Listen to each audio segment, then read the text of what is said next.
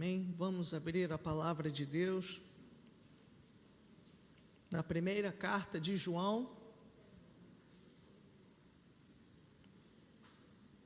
no primeiro capítulo, 1 João, capítulo 1.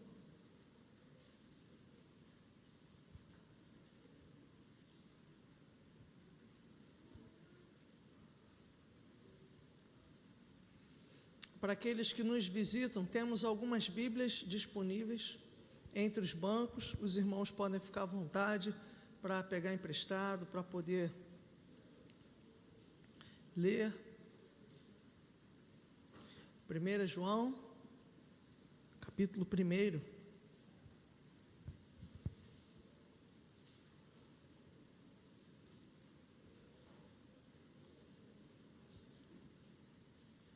Do verso 1 ao verso 7. Amém?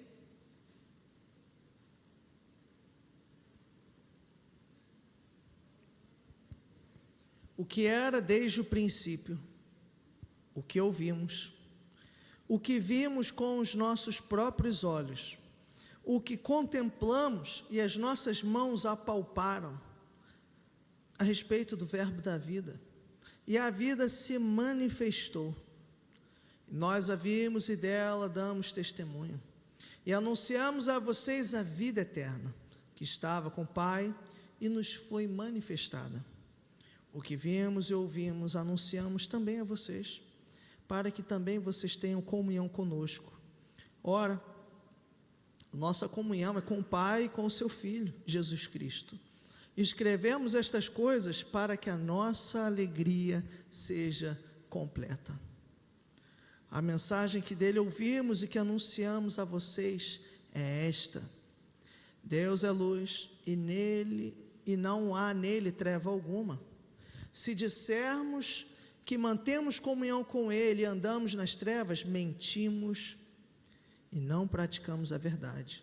Se andarmos na luz como ele está na luz, mantemos comunhão uns com os outros, e o sangue de Jesus, seu Filho, nos purifica de todo pecado.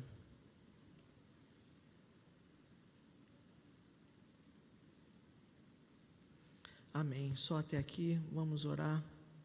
Amado Deus e Pai, alimenta-nos, Senhor, pela Tua palavra. Nos ajude, Senhor, a ouvir a Tua voz. Fortaleça-nos, Senhor, na Tua presença. E nos ajude, Senhor. Tira toda enxaqueca do nosso meio, toda distração. Viemos aqui para sermos alimentados, não por mim, mas por Ti, Senhor. Peço a Tua capacitação, o Teu socorro, o Teu auxílio nessa hora. Obrigado, meu Deus, por essa oportunidade de meditarmos na Tua palavra. É o que nós Te pedimos, em nome de Jesus. Amém. Amém. Podeis tomar assento.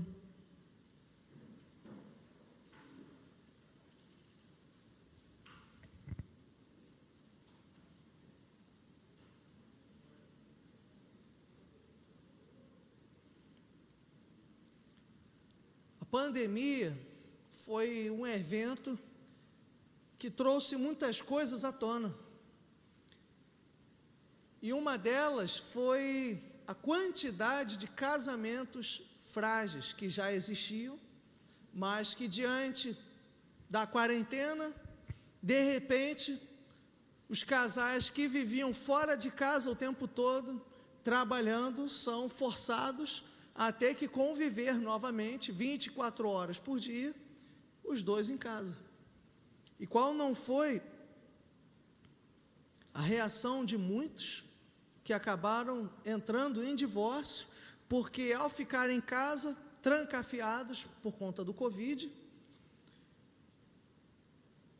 se perceberam com um estranho no próprio lar, porque já não havia intimidade. Anos e anos casados, mas o tempo todo separados, o tempo todo tendo rotinas distantes, e simplesmente no enclausuramento perceberam que já eram estranhos, já não havia mais intimidade. Havia aliança, havia o compromisso, havia ali uma encenação, uma rotina básica, mas já não havia intimidade, já não havia comunhão. E por conta disso, na pandemia, após alguns meses, muitas pessoas acabaram divorciando, muitas brigas. O próprio bispo Walter chegou a presenciar brigas de casais no andar de cima no apartamento dele. E, meus irmãos, o fato é que sem comunhão não há intimidade, uma coisa está ligada à outra, porque intimidade é comunhão próxima, mas veja, não há intimidade, não há comunhão sem conhecimento, não há proximidade sem essa troca de informações, sem esse diálogo, sem conversa, sem olho no olho.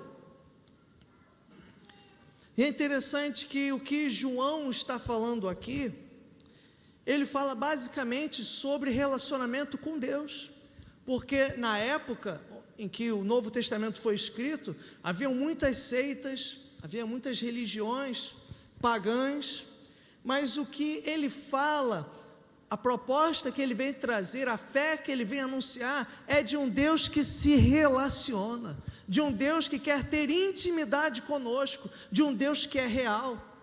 Tanto é que os primeiros versos ele fala: olha, o que eu estou anunciando, nós vimos, nós tocamos, nós presenciamos, nós tivemos comunhão com esse Deus. Ele não é uma ficção, ele é um fato. Ele fala, ele abraça, ele tem cheiro, ele tem vontades. Diferente do gnosticismo, de uma religião, de uma fé meio impessoal. Não, é um Deus que é pessoal, ele é transcendente, mas ele é imanente, ele pode ser tocado, ele está próximo do seu povo, ele pode ser conhecido. E ele fala, verso 2: a vida se manifestou, nós a vimos e dela damos testemunho e anunciamos a vocês. E esse conhecimento é para quê? Para nos tornarmos eruditos, filósofos, academicistas? Não é isso. O conhecimento, ele é justamente para o quê? Anunciamos também a vocês, para que também vocês tenham comunhão conosco. Verso 3: ora, a nossa comunhão é com o Pai e com o seu Filho, Jesus Cristo, e escrevemos estas coisas para que a nossa alegria seja completa. O conhecimento do Evangelho não é para nos ensoberbecermos, mas é para nos tornarmos mais próximos de Deus, mais próximos do Pai, do Filho e do Espírito Santo. O pastor Moisés, lá em Cerâmica, ele fala do primeiro encontro com a esposa dele. Eu já contei isso aqui outras vezes, em que o primeiro encontro, ele gastou um dinheiro que ele não tinha na floricultura. Ele chegou com um buquê de dar inveja, e ela olhou o buquê, a primeira coisa que ela falou para ele, com os olhos assim, quase que rangendo, falou: olha, eu odeio flor. E ele ficou ali, sem saber o que fazer, sem reação, e agora vou perder o encontro, vou ficar solteiro. Mas por quê? Porque ele não conhecia ela tão bem. Ele achava que conhecia, ele estava apaixonado. Mas quando nós conhecemos, fica fácil agradar, fica fácil comprar o chocolate que a esposa gosta. Lili, inclusive, ela fica até pegando no meu pé, porque ela fala que os chocolates que eu dou para ela são só os que eu gosto, porque ela não come e acaba ficando para mim. Mas existe isso. Quando nós conhecemos, quando nós temos proximidade, nós conseguimos agradar melhor, conseguimos entender. Às vezes a comunhão é tanta que não precisa nem falar. Só por olhar, só por observar, você já sabe se a pessoa gostou, se a pessoa não gostou, se ficou chateada, E é interessante contar aqui um outro testemunho. Ela me apercebeu uns meses atrás. Minhas irmãs, uma irmã minha mora nos Estados Unidos, e aí elas gastaram não sei quantos dólares para comprar um presente para mim, e aquele suspense todo, e eu vi uma caixa grande, eu falei: rapaz, tomara que seja, sei lá, um iPhone, qualquer coisa. E aí eu vou abrindo, e dentro da caixa maior tinha uma caixa menor. Aí comecei a ficar frustrado: rapaz, eu não lembro de ter um iPhone tão pequeno não. E aí quando eu vi, era uma caixa menor ainda dentro. Não, deve ser pegadinha. E aí quando eu abri, eu fiquei meio que sem entender o que era aquilo. Aí elas falaram, não, nós pagamos quase que um rim, era uma carteira e um chaveiro, que eu não entendi direito que chaveiro era aquele, mas elas compraram de uma marca famosa, né? É tal de Michael não sei o que. Eu falei, quem? E elas ficaram frustradas porque eu não entendia o presente. Eu falei, rapaz, elas gastaram um dinheirão, mas eu não falei nada, só sorri, acenei com o presente. E sem falar nada, Lili olhou minha reação, olhando aquela carteira pequenininha, e ela falou, rapaz, ele não gostou nada desse presente, eu acho que ele nem está entendendo o presente. Sem eu falar nada, ela percebeu tudo isso. Por quê? Porque conhece. Com o tempo, né? Uma vez estava eu, pastor Guilherme, pastor Gilson, conversando com um outro missionário, e ele comentou não sei o que eu lembro até hoje, que aí pastor Gilson, né, esboçou umas reações, aí conversou assim, falando com o rapaz, e aí o pastor Guilherme, quando a gente saiu do gabinete, ele falou, rapaz, pastor Gilson não gostou da conversa não. Rapaz, como é que você conseguiu perceber isso? Não, porque eu conheço ele, caminho com ele, eu sei quando ele não gosta de certos assuntos, de certas coisas, e isso acontece, a gente vai sendo conhecido, e quando nós vamos sendo conhecidos, isso ajuda ao que? Até a sermos agradados, e quando conhecemos mais as pessoas, isso nos ajuda a agradá-las mais ainda, e com Deus não é diferente. O conhecimento do Evangelho que João fala é para o que? Alimentar a comunhão uns com os outros. Interessante isso, a gente conhece mais de Deus, do Evangelho, isso alimenta na nossa comunhão, na nossa intimidade, e isso alimenta a nossa comunhão com Deus, na nossa intimidade com Deus. E aí ele fala, se nós, verso 6, dissermos que mantemos comunhão com Ele, andarmos nas trevas, mentimos e não praticamos a verdade. Ou seja, nós não podemos dizer que conhecemos uma coisa, mas se a nossa vida demonstra que a gente não conhece. O nosso testemunho passa pela prática do Evangelho. Imagine uma pessoa que diz para você, não, eu tirei carteira, eu já sou habilitado, sei dirigir, e aí ela pega no volante e começa a fazer um monte de barbaridade na rua. Hoje eu estava indo para a Cerâmica e aquele viaduto, aqui no fim da Via Light, no que o Uber está indo para subir o viaduto, tem um carro saindo do viaduto para pegar a entrada ali do shopping, na contramão, quase que bate de frente. Imagina a pessoa chega, diz, não, eu sou habilitado, eu conheço, e começa a fazer um monte de coisa, e você vê, cara, onde você se formou? Ou será que você comprou carteira? Será que você realmente conhece? Pela prática, você começa a duvidar se ela realmente conhece ou não, se ela realmente vive ou entendeu aquela mensagem. Pelo testemunho de uma pessoa, nós veremos se ela conhece o Evangelho ou não. Pela árvore, nós conheceremos os frutos. É o que ele diz. Se alguém diz estar na luz, mas anda nas trevas, mente, está errado. Se andarmos na luz como Ele está na luz, mantemos comunhão uns com os outros, e o sangue de Jesus, seu Filho, nos purifica de todo pecado. Quando nós andamos no conhecimento do Evangelho, dando testemunho, produzindo boas obras, isso não gera só intimidade com Deus, né? Acesso ao perdão dEle, mas isso gera comunhão uns com os outros. É muito interessante porque a intimidade com Deus passa na intimidade com o próximo. Não há vida cristã lobo solitário. Nós vemos os filmes, né? O cara mais forte, o cara mais poderoso é sempre o cara que anda sozinho, né? Ali não quer saber de ninguém, né? Os Batmans da vida, é sempre o cara solitário, e aí ele vai ser bom. Mas o Evangelho não é isso. O Evangelho é um povo. Até a imagem ovelha, ela não anda só, é um rebanho.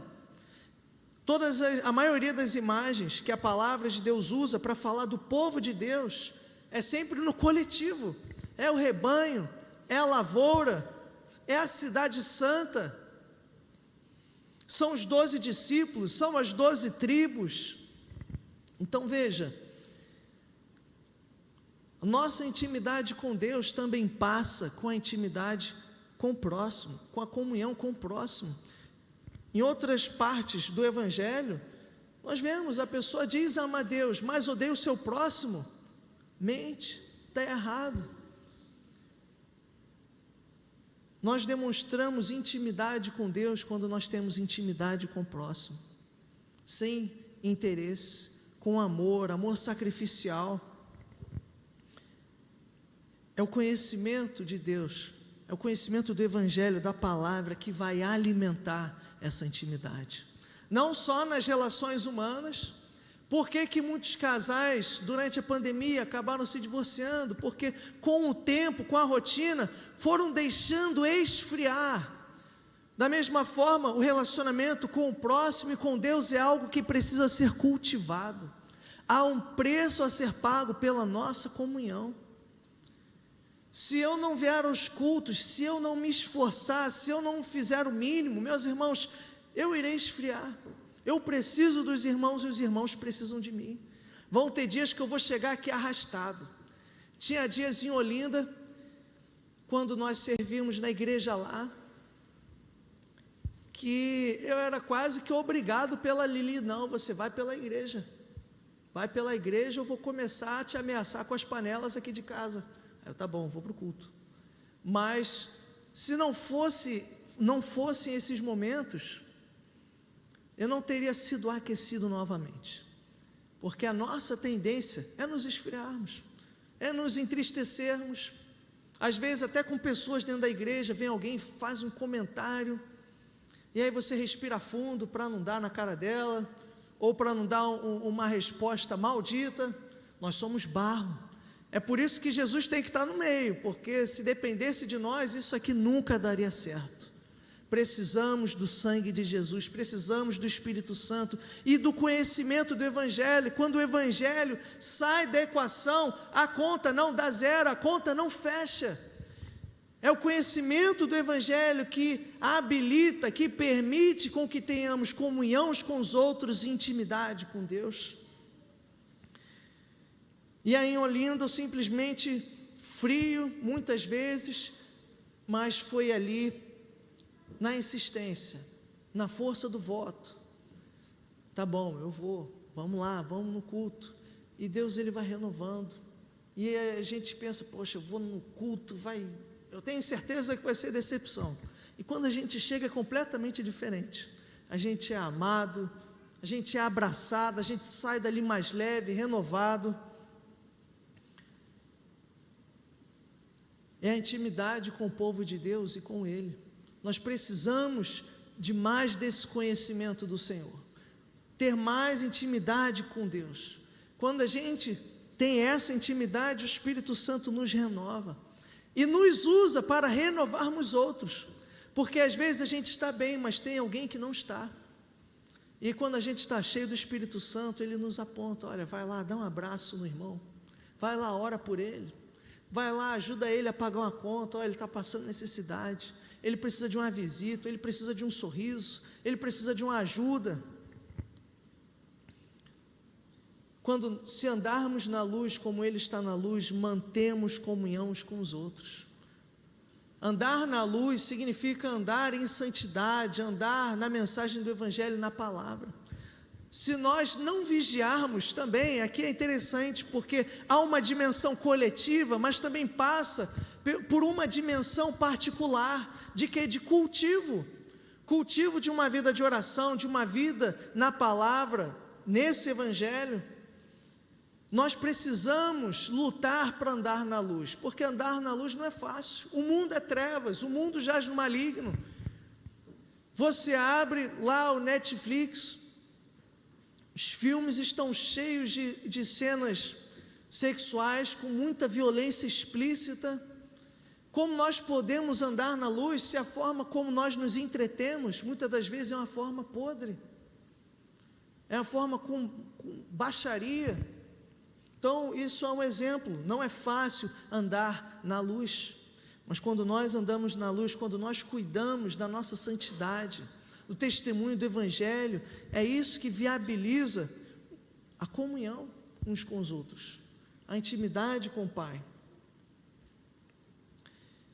Às vezes nós estamos como esses casais que eu citei da pandemia, estamos na igreja, fomos criados na igreja, fomos batizados, temos todos os crachás, as placas, mas nós já perdemos o mais importante, que é a comunhão com Deus, que é a comunhão com o próximo. A gente está para uma rotina, vai lá, o casal, os dois trabalham, pagam as contas, organicamente o casamento funciona, as contas estão sendo pagas, os filhos estão sendo criados, mas já não há mais amor, já não há mais intimidade, já não há mais o brilho no olhar quando chega em casa, dá um abraço e come a pizza que era do outro, ou chega com uma surpresa. Não há mais as coisas boas da vida do casal, porque esfriou, virou uma rotina, virou um padrão, se mecanizou. E aí de repente, quando situações forçam a comunhão, a pessoa vê que já não há mais comunhão, já são estranhos. Esses são estranhos, por que então ficar juntos? Às vezes a gente foi criado na igreja, estamos aqui, atuamos, mas não há vida de oração, não há vida de leitura da palavra, não há vida nem de comunhão com o próximo. A gente vem, senta, ouve a palavra, levanta, vai embora. A gente não paga o preço da comunhão. A gente não sabe quem está alegre aqui dentro ou quem está chorando. Nós nos tornamos estranhos uns para os outros. E quando isso acontece, nós beiramos o divórcio dentro da casa do Senhor, um divórcio espiritual, um divórcio uns dos outros. Mas nós fomos aliançados pelo sangue de Jesus. Cristo pagou o preço para que nós tivéssemos intimidade. Até para o casal poder ter essa intimidade, se aliançar, é pago um preço, que eu não sabia, foi quase um salário mínimo, há 5 anos atrás, para eu e Lili casarmos. Eu até protestei com ela, falando, tu não vale tudo isso não, hein? Brincando com ela, mas foi ela que pagou, então não posso nem reclamar, que se fosse para devolver, era ela que me entregava com a notinha lá no cartório. Mas há um preço a ser pago. Jesus já pagou o maior de todos os preços, dando o seu sangue na cruz. Mas agora somos nós que precisamos pagar o preço da intimidade, ao cultivar uma vida de palavra, uma vida de oração. Não é fácil, é difícil, mas todo casal sabe que vira e mexe, precisa sentar, botar as cartas na mesa, olhar olho no olho e chegar a um consenso, e conversar, e ouvir, e com o próximo e com Deus não é diferente. Deus sabe o que eu passo, mas Deus quer ouvir da sua boca a sua oração. Tem pessoas que chegam às vezes para mim, pastor, orar por mim, mas eu pergunto, você está orando? Você está orando? Você está buscando a Deus? Sabe por quê? Nós não estamos no Antigo Testamento, em que o Espírito Santo não havia sido derramado sobre toda a carne, e então você tinha poucas figuras em todo o planeta que tinham dessa plena comunhão com o Espírito Santo e eram usadas por Deus como mediadores, como profetas, como sacerdotes. Mas existem crentes ainda hoje que vivem na dinâmica do Antigo Testamento, quando na verdade o Espírito já foi derramado sobre toda a carne. Você pode dobrar o joelho no seu quarto e ter intimidade com o Pai, e orar, e Ele responder, e você ouvir a voz do Espírito, e Ele falar contigo através da palavra, e você sentir que Ele está ministrando o seu coração. Mas às vezes a gente não quer pagar o preço da santidade, a gente não quer pagar o preço do Evangelho, do jejum, da oração. Então o que é que nós fazemos? Bem, eu não quero pagar o preço, mas fulano está pagando o preço, então eu vou pedir que ele ore por mim, porque Deus vai usá-lo. Quando na verdade, Deus ele quer ministrar diretamente ao seu coração, mas há um preço a ser pago. porque Deus não derrama do seu Santo Espírito em qualquer lugar. Ele exige santificação, ele exige dedicação. Quando João Batista estava no deserto, já preparando, ali Israel para a vinda de Jesus, ele falou sobre santificação. Aplane os montes para que ele possa passar, e sua voz que clama no deserto, preparem caminhos retos para o Senhor, santifiquem-se. João Batista já preparou, e Jesus mesmo nas bem-aventuranças, ele fala, bem-aventurados os puros de coração, pois o quê? Pois verão a Deus. Há um preço a ser pago por nós para ter intimidade com Deus, mas às vezes nós não queremos pagar. Deus já pagou o maior de todos os preços, que foi dar o seu Filho, o sangue do seu único Filho, para que hoje eu e você sentíssemos a presença do Senhor. Mas ainda assim existem pessoas que não querem. Só vou buscar o pastor, ou o profeta, ou quem é usado por Deus nos momentos específicos. Mas eu mesmo não quero ter esse contato.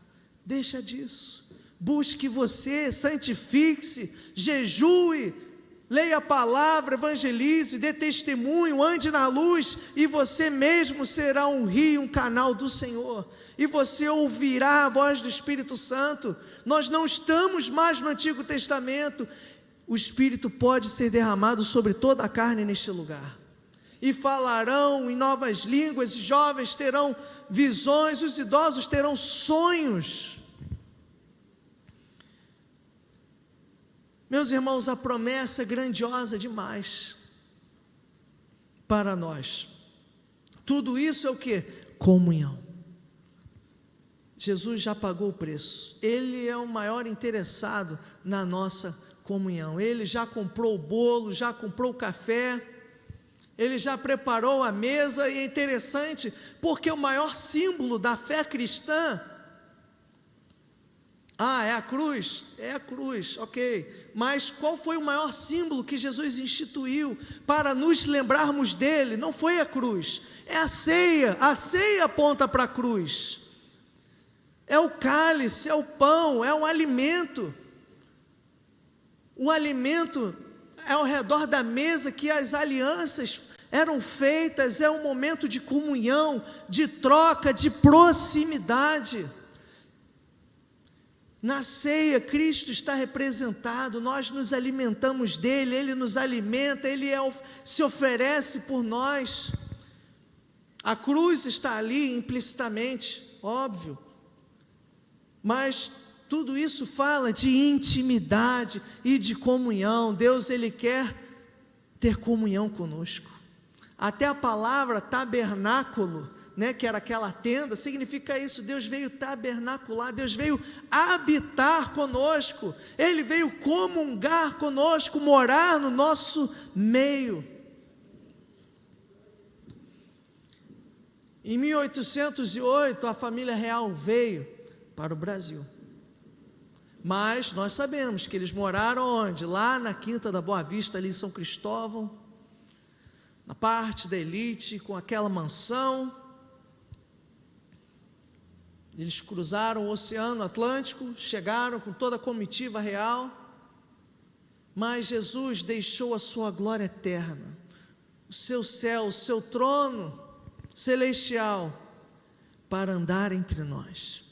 Ele não ficou restrito a uma elite da sua época, não, ele foi logo para a plebe, foi logo para o subúrbio, para Nazaré da Galileia. As pessoas diziam, pode vir alguma coisa de lá? Eu tinha um amigo que morava em Chaperó. Quem sabe onde fica Chaperó? Levanta a mão. Chaperó é lá para dentro de Itaguaí, no meio da reta de Piranema, onde nem o Google Maps consegue pegar. E as pessoas perguntavam, rapaz, esse lugar existe, é real, não é lenda não? Ele, não, eu sou a prova viva, eu vim de lá. E ele falava com orgulho de Chaperó. E as pessoas olhavam, rapaz, pode vir alguma coisa boa de lá? Misericórdia. E Jesus veio de um local tão perdido quanto Chaperó, ele veio de Nazaré da Galileia. um local de gente pobre, simples, era o interior do interior, nada demais acontecia lá. Mas ele veio morar no nosso meio, ele experimentou da nossa pobreza, ele trocou um trono celestial por uma manjedoura, um local insalubre para um bebê nascer, poderia, como recém-nascido, ter uma infecção.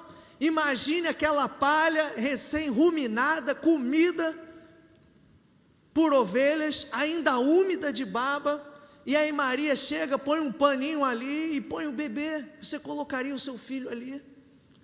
Eles eram, meus irmãos, paupérrimos, eram pobres, eram do interior.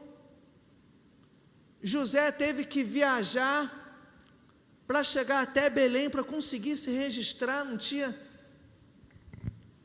nem como fazer isso na sua cidade natal. Então veja a situação que Cristo se sujeitou.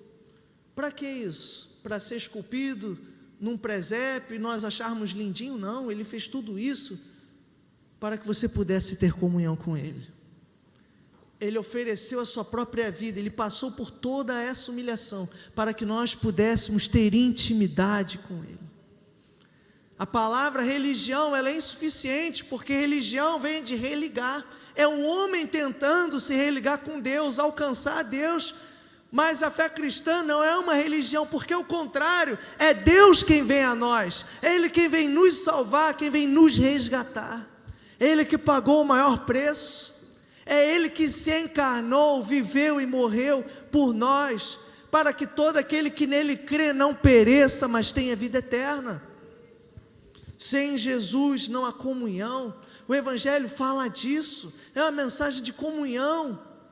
A eternidade, para quem não pertence ao Evangelho, vai ser algo completamente absurdo, de chato. Porque o que será a eternidade, meus irmãos? Comunhão para todos sempre com o Senhor, intimidade com Deus para todo sempre, mas intimidade tal que nós já podemos provar nessa vida. Ele já nos dá um gostinho do que será, ele já nos dá um gostinho. Às vezes você está no mercado e passa uma moça e com aquelas provinhas, e rapaz, eu comi um biscoito que eu falei, que é isso, moça? Quase que eu vou pintar um bigode para parecer outra pessoa e pegar mais daquela provinha, porque era surreal aquele biscoito. No fim, quando eu fui comprar, acabou que eu comprei até o biscoito errado, para minha frustração.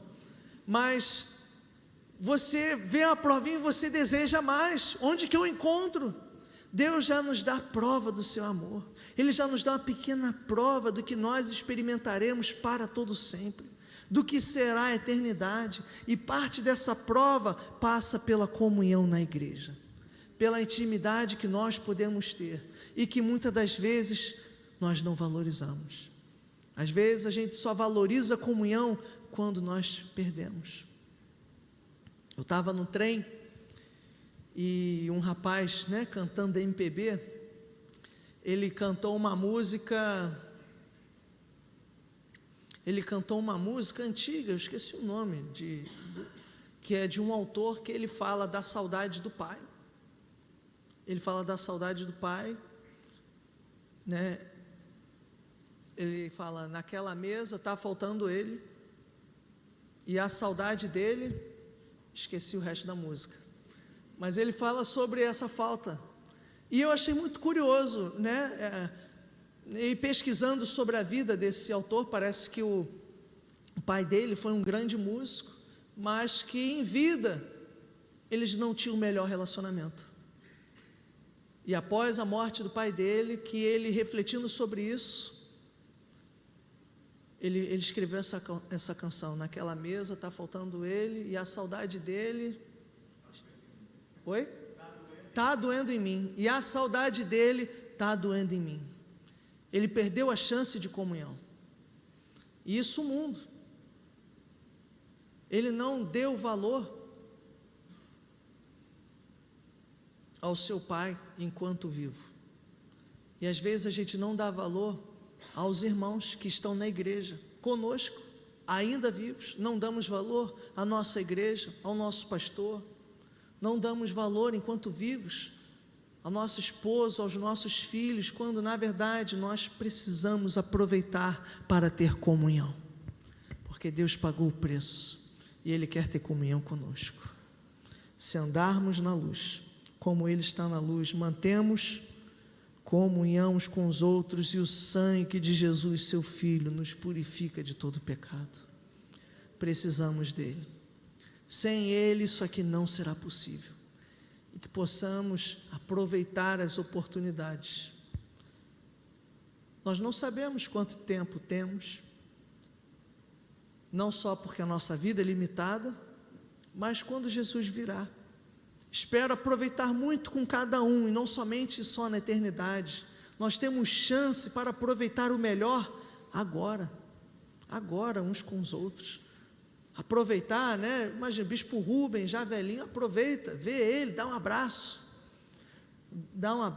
aproveita, suga a sabedoria, vamos ter comunhão.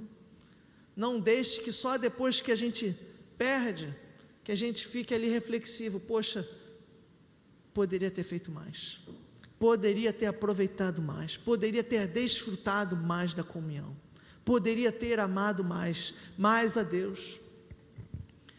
Perguntaram ao Russell Shedd, já no fim da sua vida, o que ele faria, eu tive uma professora que era uma irmã de consideração dele, a Bárbara Burns, lá em João Pessoa, e ela conversando com a gente, né, sobre essa pergunta que fizeram a ele.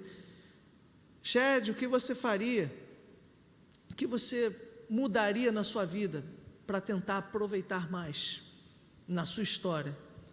E ele falou, olha, eu teria orado mais, eu teria me dedicado mais à comunhão com o Pai. E meus irmãos, nós precisamos disso, aproveitar.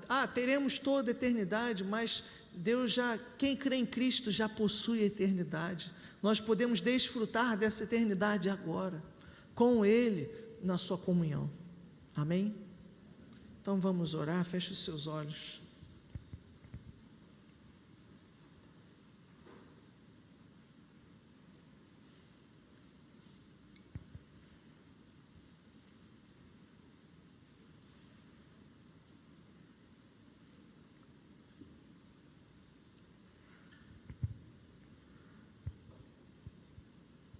Amado Deus e Pai, Senhor, muitas das vezes estamos frios,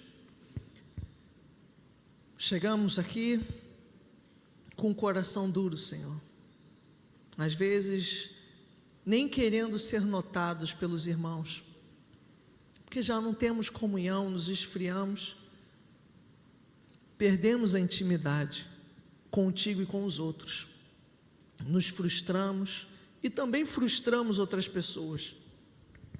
Mas Senhor, renova-nos nessa noite, renova-nos para ter uma vida de intimidade contigo.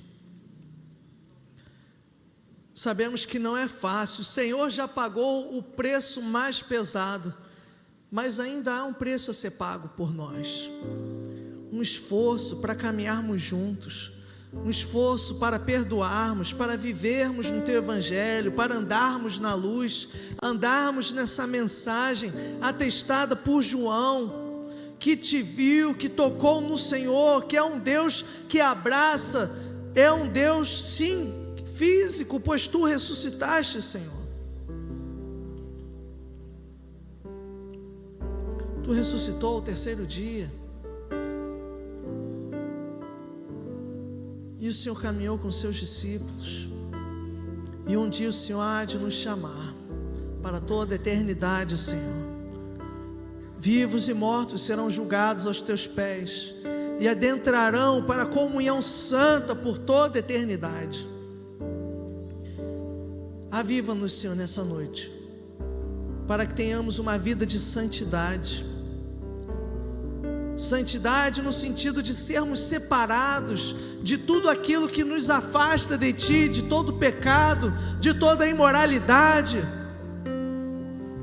que possamos ser homens e mulheres, Senhor, próximos de Ti, que comungam diariamente, não só aos domingos, porque nós te amamos, um povo que te ama de tal forma que antes de dormir, ao acordar, ao longo do dia, nós estamos orando, estamos lendo a tua palavra, estamos cantando cânticos, te louvando, porque, Senhor, comungar contigo, ter comunhão contigo é o nosso prazer, é a nossa alegria. Não é o sexo, não são drogas, não é o dinheiro, não são, Senhor, as multinacionais, não é o bairro que moramos, não é o carro que temos, o contra-cheque ou a casa que moramos. O que importa, o que dá alegria, o que nos motiva, Senhor, é ter comunhão contigo, é saber que o Senhor é um Deus bom, que as suas misericórdias se renovam, Senhor, diariamente, que o Senhor não nos abandona, que a sua palavra, Senhor, se cumprirá, que o Senhor é um Deus que se importa conosco, é um Deus que ouve as nossas orações e move os céus quando a tua igreja se posiciona. Senhor, aviva-nos para ser um povo próximo de ti, não um povo com uma mera religiosidade, uma rotina, Senhor, gospel, mas um povo que te ama, que faz com leveza, não é um peso, porque não é o homem que estamos agradando, não é uma denominação, mas há um Deus vivo, há um Deus pessoal, há um Deus que venceu a morte, que é o Alfa e o Ômega, há um Deus que enfrentou a pobreza, que enfrentou o abandono, a fofoca, a cruz, para que nós pudéssemos ser abraçados pelo teu Santo Espírito nessa noite. Renova-nos, Senhor, para termos comunhão contigo, e não apenas bater cartão no domingo, mas que a nossa fé seja algo vívido, seja algo íntimo, que possamos falar de experiências, Senhor, contigo no quarto secreto, de milagres, de testemunho, porque o Senhor tem uma história para cada um que está neste lugar. O Senhor tem uma comunhão, uma proximidade para cada um que está neste lugar, Senhor. Então nos ajude a ouvir a tua voz, a andar na luz com o Senhor e ter comunhão uns com os outros, a sermos seu instrumento de graça sobre a vida de cada um que veio neste lugar. Que cada um aqui se sinta amado, não só por ti, mas também por nós, Senhor. Nos ajude a amar como o Senhor nos amou, a termos, Senhor, o interesse uns pelos outros, não pelo que podemos receber uns dos outros, mas ter um amor desinteressado, um amor que não é egoísta, que não é vaidoso, um amor que não está pensando nos seus benefícios, mas um amor sacrificial, um amor zeloso, um amor de cuidado, um amor bíblico. Senhor, nos ajude a sermos um povo que vive esse amor, um povo que liga, que intercede, que não ora só por si de noite, mas que ora uns pelos outros, que visita, que pergunta. Nos ajude, Senhor, a ter intimidade contigo e uns com os outros.